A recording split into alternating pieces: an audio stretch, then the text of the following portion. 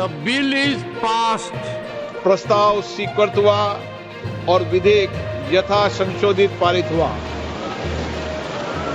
भारत में जब भी कोई बड़ा राजनीतिक फैसला लिया जाता है तो तीन शक्तियां आमने सामने आ जाती हैं। विधायिका यानी कि संसद, कार्यपालिका यानी कि सरकार और न्यायपालिका यानी कि सुप्रीम कोर्ट। अब वक्फ बोर्ड संशोधन विधेयक 2025 को लेकर यही महाभारत छिड़ गई है। सरकार ने लोकसभा और राज्यसभा में बिल पास करवा दिया, लेकिन विपक्ष अब सुप्रीम कोर्ट का दरवाजा खटखटा रहा है। यह पहली बार नहीं है जब मोदी सरकार ने ऐसा कोई बड़ा फैसला लिया हो। याद कीजिए, जब मुख्य चुनाव आयोग यानी कि CEC की नियुक्ति से मुख्य न्यायाधीश CJI को हटाया गया था। सरकार ने इसे संसद में पास कराया और अब यह कानून बन चुका है। तो सवाल उठता है कि क्या वक्फ बिल पर भी यही कहानी दोहराई जाएगी? क्या सुप्रीम कोर्ट इसमें कोई बदलाव कर सकता है या फिर संसद का फैसला अंतिम होगा?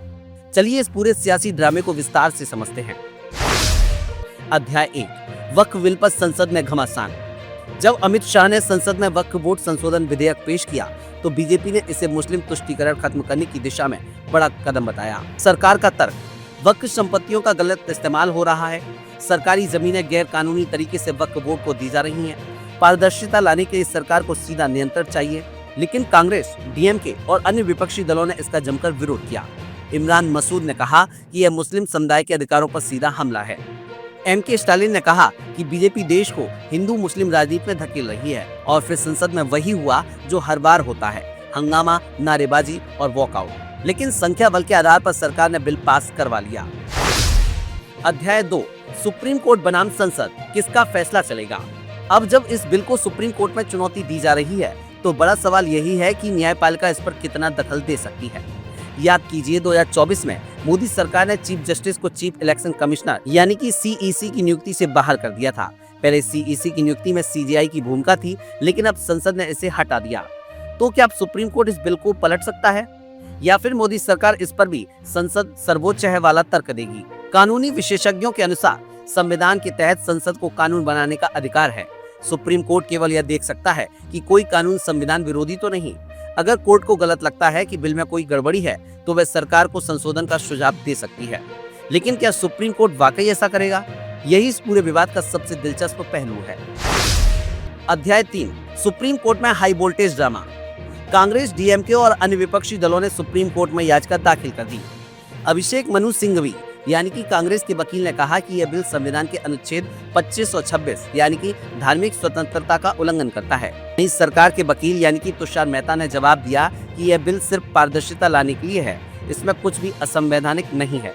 CJI खन्ना ने दोनों पक्षों को सुनने के बाद कहा कि हम इस विधेयक की संवैधानिकता की समीक्षा करेंगे। अध्याय 4, अमित शाह की रणनीति, प्लान B तैयार। सुप्रीम कोर्ट में मामला जाते ही अमित शाह ने अपनी टीम के साथ आपात बैठक बुलाई। उन्होंने कहा कि अगर कोर्ट ने इस बिल पर रोक लगा दी तो यह हमारी सरकार की बड़ी हार होगी। तब एक बीजेपी नेता ने सुझाव दिया, हमें पहले की तरह ही कानून को संसद से दोबारा पास कराना चाहिए, जैसे कि CEC वाले मुद्दे पर किया था। मोदी जी मुस्कुराए और बोले, सही कहा, अगर कोर्ट बिल में कोई बदलाव करता है तो हम इसे फिर से संसद में पेश करेंगे और दोबारा पास कराएंगे। यानी सरकार पहले ही प्लान B तैयार कर रही थी। अब देखना यह था कि क्या इस फैसले से मोदी शाह को 2025 के चुनाव में फायदा होगा या फिर विपक्ष इसे बीजेपी के खिलाफ बनाएगा। क्या सुप्रीम कोर्ट वाकई सरकार को रोक सकता है? इस पूरी लड़ाई में दो बातें साफ हो गई। नंबर 1, संसद का फैसला अंतिम होता है, लेकिन सुप्रीम कोर्ट संविधान की रक्षा कर सकता है। नंबर 2, अगर कोर्ट ने बदलाव किए तो भी सरकार उसे फिर से संसद में पास करवा सकती है।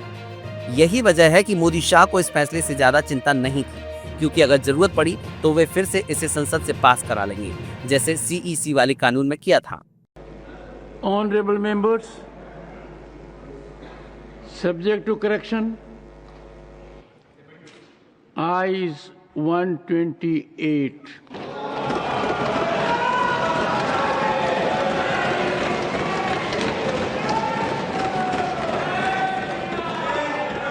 Noes 95.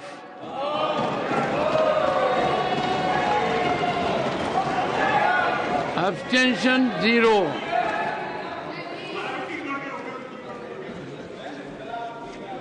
The bill is passed.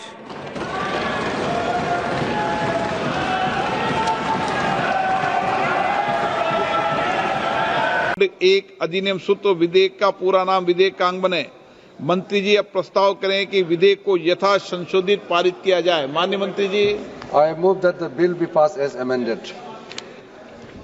प्रश्न ये कि विधेयक को यथा संशोधित पारित किया जाए। जो सदस्य इसके पक्ष में हाँ गए, जो सदस्य विरोध में ना गए,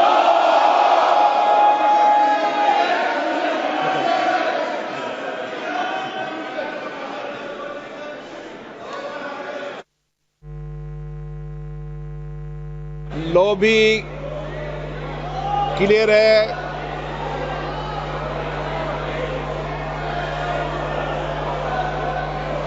आराम से समझा लो आराम से।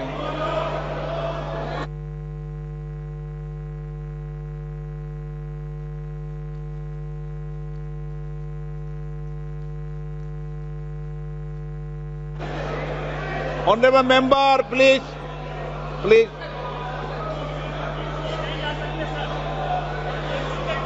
अभी अब बैठिए आप बैठिए।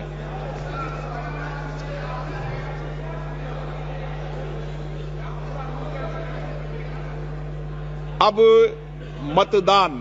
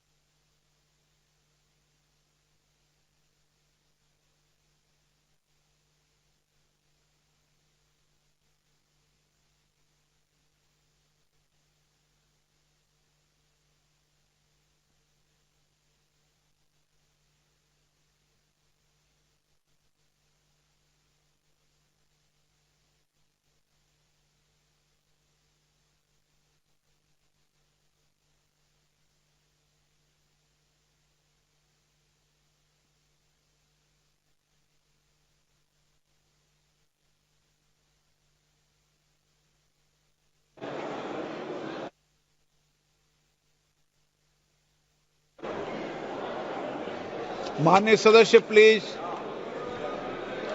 Take your seat. प्लीज बैठिए माननीय सदस्य। प्लीज माननीय टेक योर सीट। प्लीज माननीय सदस्य। माननीय सदस्यगण, शुद्धि के अद्यतन मत विभाजन का परिणाम इस प्रकार है। पक्ष में 288, विपक्ष में 232। प्रस्ताव स्वीकृत हुआ और विधेयक यथा संशोधित पारित हुआ।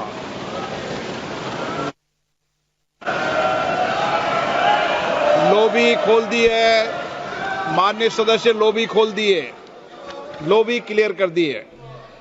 अब हम आइटम नंबर 13 सभा के निर्णय के लिए ले रहे हैं। प्रश्न ये कि विधेयक पर विचार किया जाए। जो सदस्य इसके पक्ष में हाँ कहें, जो सदस्य विरोध में ना कहें। मेरे विचार में निर्णय हाँ वालों के पक्ष में, हाँ वालों के पक्ष में विधेयक पर विचार करने हेतु प्रस्ताव को स्वीकृत किया गया। अब सभा विधेयक पर खंडवार विचार करेगी। प्रश्न ये कि खंड 2 विधेयक का अंग बने। जो सदस्य इसके पक्ष में हाँ गए, जो सदस्य विरोध में ना गए। मेरे विचार में निर्णय हाँ वालों के पक्ष में, हाँ वालों के पक्ष में खंड 2 विधेयक का अंग बना।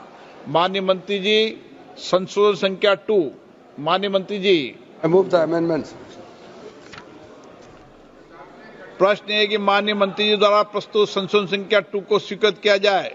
जो सदस्य इसके पक्ष में हाँ गए, जो सदस्य विरोध में ना गए। मेरे विचार में निर्णय हाँ वालों के पक्ष में, हाँ वालों के पक्ष में हुआ। संशोधन स्वीकृत हुआ। प्रश्न है कि खंड 1 यथा संशोधित विधेयक का अंग बने। जो सदस्य इसके पक्ष में हाँ कहें, जो सदस्य विरोध में ना कहें, मेरे विचार में निर्णय हाँ वालों के पक्ष में खंड 1 यथा संशोधित विधेयक का अंग बना। माननीय मंत्री जी, संशोधन संख्या 1। I move the amendment, sir.